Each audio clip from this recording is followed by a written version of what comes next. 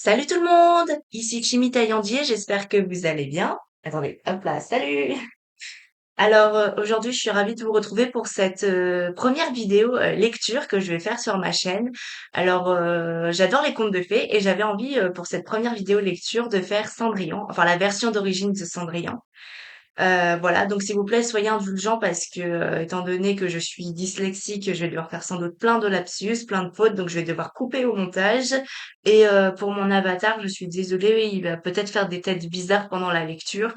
Mais voilà, je vais essayer de peut-être d'améliorer ça au fil des vidéos. Mais voilà. Bon, j'espère que ça vous plaira.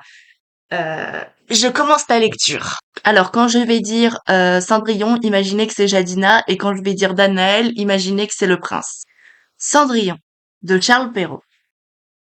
Il était une fois un gentilhomme qui épousa en secondes noces une femme, la plus hautaine et la plus fière qu'on eût jamais vue.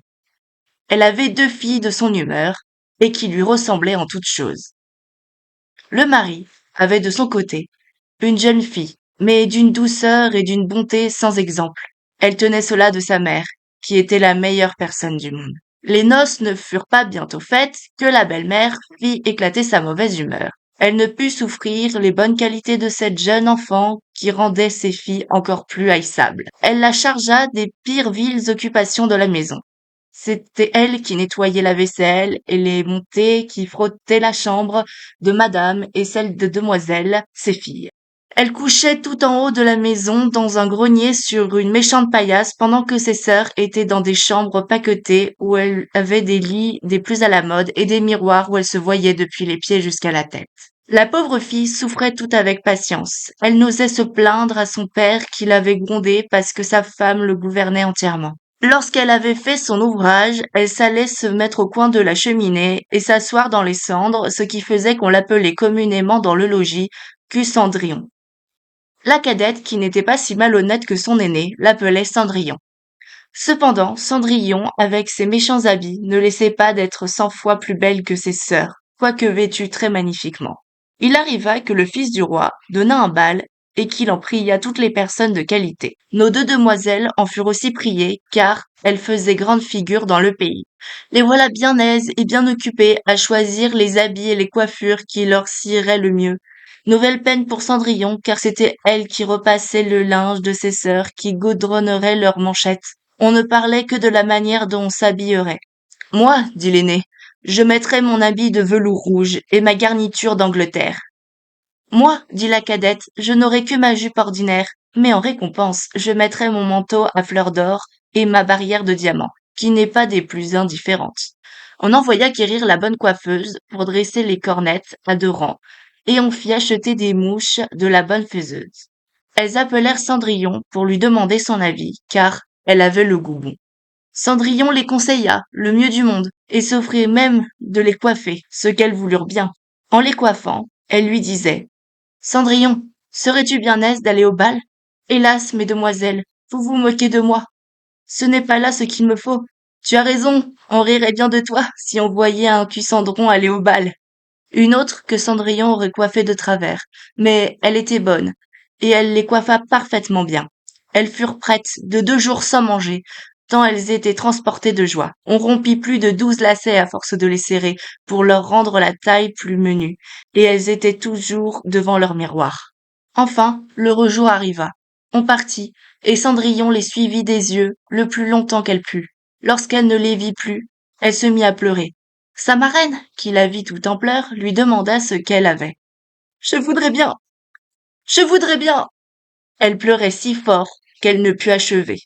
Sa marraine, qui était fée, lui dit: Tu voudrais aller au bal, n'est-ce pas? Hélas oui, dit Cendrillon en soupirant. Elle la mena dans sa chambre et lui dit: Va dans le jardin et apporte-moi une citrouille. Cendrillon alla aussitôt cueillir la plus belle qu'elle put trouver et l'apporta à sa marraine, ne pouvant deviner comment cette citrouille-là pourrait faire aller au bal. Sa marraine la creusa et n'ayant laissé que l'écorce, la frappa de sa baguette et la citrouille fut aussitôt changée en un beau carrosse tout doré. Ensuite, elle alla regarder dans la souricière où elle trouva 6 souris tout en vie. Elle dit à Cendrillon de lever un peu la trappe de la souricière et à chaque souris qui sortait, elle lui donnait un coup de baguette. Et la souris était aussitôt changée en un beau cheval, ce qui fit un bel attelage de 6 chevaux d'un beau gris de souris pommelée. Comme elle était en peine, de quoi elle ferait un cocher. Je vais voir, dit Cendrillon. S'il n'y a point quelques rats dans la ratière, nous en ferons un cocher. Tu as raison, dit sa marraine. Va voir. Cendrillon lui apporta la ratière, où il y avait 3 gros rats. La fée en prit un d'entre eux les 3, à cause de sa maîtresse Barbe. Et l'ayant touché, il fut changé en un gros cocher qui avait une des plus belles moustaches qu'on ait jamais vues. Ensuite, elle lui dit: Va dans le jardin, tu y trouveras 6 lézards derrière l'arrosoir, apporte-les-moi. Elle ne les eut pas plutôt apportés que la marraine les changea en 6 laquais qui montèrent aussitôt derrière le carrosse avec leurs habits chamarrés et qui s'y tenaient attachés comme s'ils n'eurent fait autre chose de toute leur vie.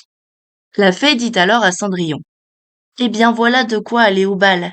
N'es-tu pas bien aise? Oui, mais est-ce que j'irai comme cela avec mes vilains habits?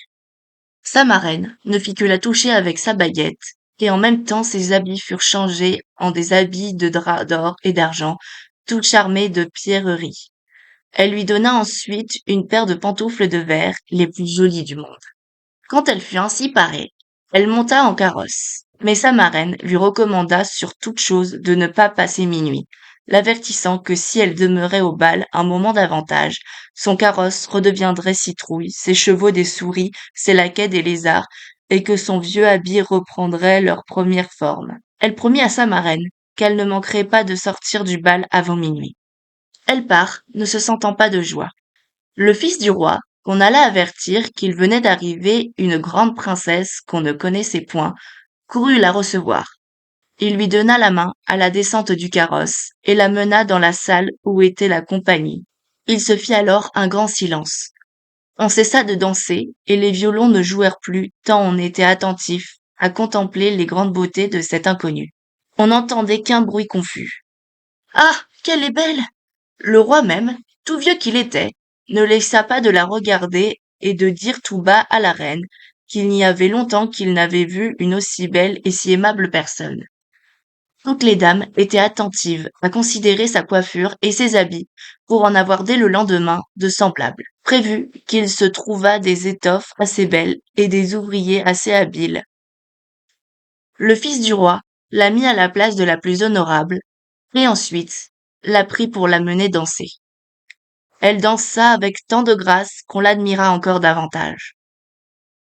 On apporta une forte belle collation dont le jeune prince ne mangea point tant il était occupé à la considérer. Elle alla s'asseoir auprès de ses sœurs et leur fit 1000 honnêtetés. Elle leur fit part des oranges et des citrons que le prince lui avait donnés, ce qui les étonna fort car elle ne la connaissait point. Lorsqu'elle causait ainsi, Cendrillon entendit sonner 11 heures 3/4. Elle fit aussitôt une grande révérence à la compagnie et s'en alla le plus vite qu'elle put. Dès qu'elle fut arrivée, elle alla trouver sa marraine et après l'avoir remerciée, elle lui dit qu'elle souhaiterait bien aller encore le lendemain au bal, parce que le fils du roi l'en avait prié. Comme elle était occupée à raconter à sa marraine tout ce qui s'était passé au bal, les 2 sœurs heurtèrent à la porte. Cendrillon leur alla ouvrir. Que vous êtes longtemps à revenir, leur dit-elle en bâillant, en se frottant les yeux et en s'étendant comme si elle n'eût fait que de se réveiller. Elle n'avait cependant pas eu envie de dormir depuis qu'elle s'était quittée. Si tu étais venue au bal, lui dit l'une de ses sœurs, tu ne t'y serais pas ennuyée. Si tu étais venue au bal, lui dit l'une de ses sœurs, tu ne t'y serais point ennuyée. Il y est venu la plus belle princesse, la plus belle qu'on ne puisse jamais voir. Elle nous a fait 1000 civilités et nous a donné des oranges et des citrons. Cendrillon ne s'y sentit pas de joie. Elle leur demanda le nom de cette princesse, mais elles ne lui répondirent qu'elles ne la connaissaient pas, que le fils du roi en était fort en peine et qu'il donnerait 1000 choses au monde pour savoir qui elle était. Cendrillon sourit et leur dit: Elle était donc bien belle? Mon Dieu, que vous êtes heureuse! Ne pourrais-je point la voir? Hélas, mademoiselle Javotte, prêtez-moi votre habit jaune que vous mettez tous les jours. Vraiment, dit mademoiselle Javotte, je suis de cet avis? Prêtez votre habit à un vilain Cendron comme cela? Cendrillon s'attendait bien à ce refus, et elle en fut bien aise, car, Elle aurait été grandement embarrassée si sa sœur eût bien voulu lui prêter son habit. Le lendemain, les deux sœurs furent au bal, et Cendrillon aussi, mais encore plus paré.